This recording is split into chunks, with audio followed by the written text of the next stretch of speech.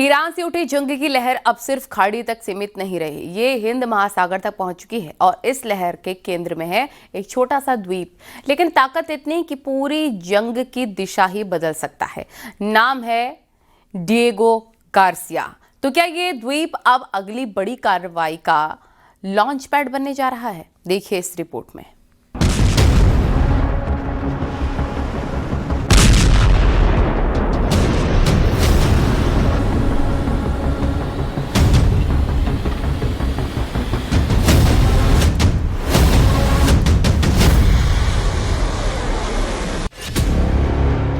हिंद महासागर तक पहुंची ईरान जंग की लपट।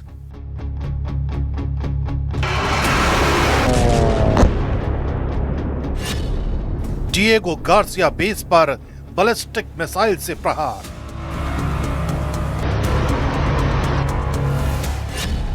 ब्रिटेन और अमेरिका को ईरान की सीधी ललकार।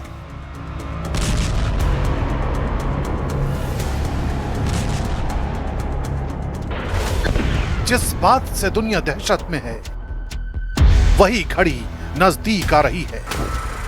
ईरान ने वो कर दिया जिसका अंदाजा शायद अमेरिका को बिल्कुल नहीं था। इस बार ईरान की मिसाइलों ने डिएगो गार्सिया द्वीप को टारगेट किया, यानी ईरान से करीब 4000 किलोमीटर दूर हमला। सीधे ब्रिटेन और अमेरिका को चुनौती। वॉल स्ट्रीट जर्नल की रिपोर्ट के मुताबिक ईरान ने अपनी लंबी दूरी के बैलिस्टिक मिसाइल प्लेटफॉर्म का इस्तेमाल किया। रिपोर्ट बताती है कि मिसाइल को मल्टी स्टेज ट्रैजेक्टरी के जरिए लॉन्च किया गया, जिससे इसे इंटरसेप्ट करना और मुश्किल हो जाता है। ऑपरेशन के दौरान 2 इंटरमीडिएट रेंज बैलिस्टिक मिसाइलें दागी गई, लेकिन बताया जा रहा है कि इनमें से एक मिसाइल उड़ान के दौरान ही फेल हो गई, जबकि दूसरी को अमेरिकी जंगी जहाज से दागे गए इंटरसेप्टर ने हवा में ही नष्ट कर दिया। यानी हमला हुआ लेकिन टारगेट तक नहीं पहुंचा। लेकिन ईरान ये मैसेज देने में जरूर कामयाब हो गया कि उसके मंसूबे कितने घातक हो चुके हैं। डिएगो गार्सिया, जो भूमध्य रेखा के दक्षिण में स्थित है, अब इस जंग का नया फ्रंट बनता दिख रहा है, क्योंकि हिंद महासागर में मौजूद डिएगो गार्सिया सिर्फ एक द्वीप नहीं, ये BIOT यानी ब्रिटिश इंडियन ओशन टेरिटरी का हिस्सा है और यहाँ अमेरिका ब्रिटेन का सैन्य बेस मौजूद है।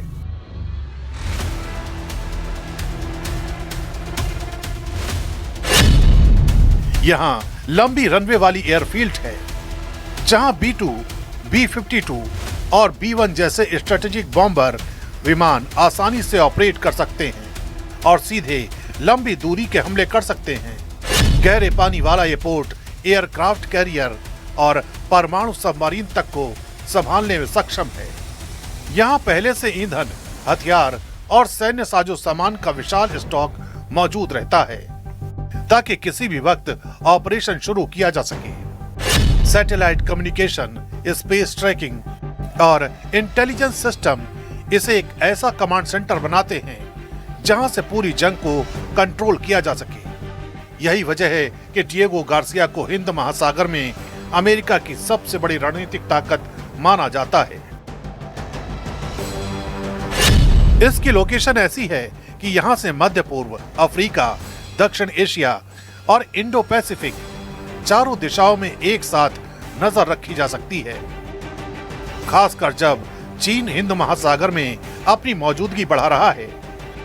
पोर्ट्स, नौसैनिक ठिकानों और समुद्री रास्तों पर पकड़ मजबूत कर रहा है, तब डिएगो गार्सिया अमेरिका के लिए काउंटर बैलेंस बन जाता है।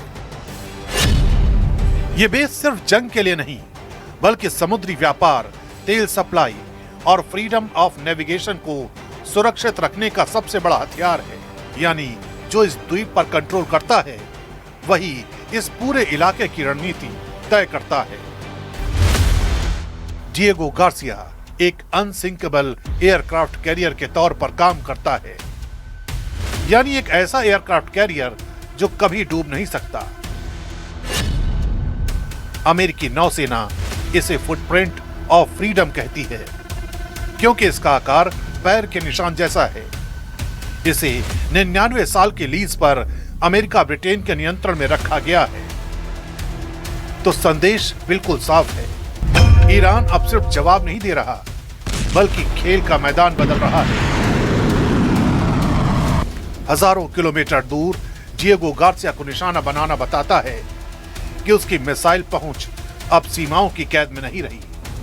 हमला भले ही नाकाम रहा हो, लेकिन इरादा साफ है। ईरान अब सीधे अमेरिका और ब्रिटेन को चुनौती देने की स्थिति में खड़ा है। यानी यह जंग अब क्षेत्रीय नहीं, एक ग्लोबल टकराव की तरफ बढ़ती हुई कहानी बन चुकी है।